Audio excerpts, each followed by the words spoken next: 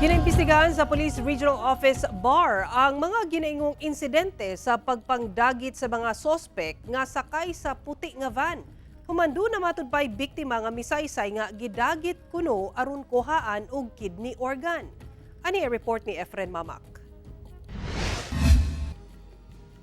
Sa Hulagway makita kining usa ka lalaki nga daw girescue sa mga residente sa usa ka kadalanan sa Dato Saudi Ampatuan, Maguindanao del Sur niadtong Sabado.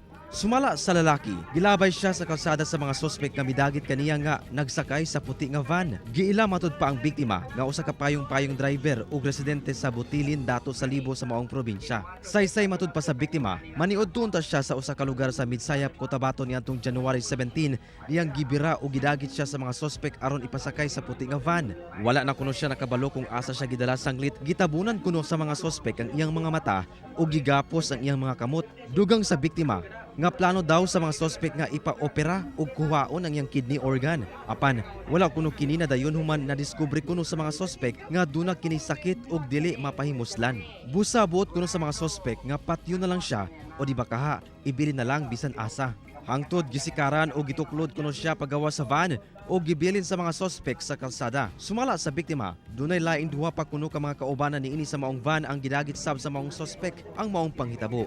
Giimbestiga na sa kapulisan sa Police Regional Office Bangsamoro Autonomous Region kon PRO BAR. Sa ngayon, yung mga balita pong ganyan, so hindi na-validate pa po natin yan. So, naging responsible lang po tayo sa pagpapakalat ng mga information. Sa Cotabato City, bisan wala pa nadawat nga report kalabot sa pagpangdagit sa mga puti nga van ang kapulisan, naka-alerto gyapon sila. Gimanduan na sab niini ang PNP Cybercrime Unit nga imbestigahan sab ang mga mikatag nga susamang post sa social media. Alarmed tayo dyan dahil may mga lumalabas sa social media na ganun na mga insidente. I think it's an incident or a situation o cyber aspect ng ating internet. That is why pinapuntahan namin yung PNP Cybercrime natin para mag-imbestiga about dito. Kauban si Gary Balantay, Efren Mamak, 1 Mindanao.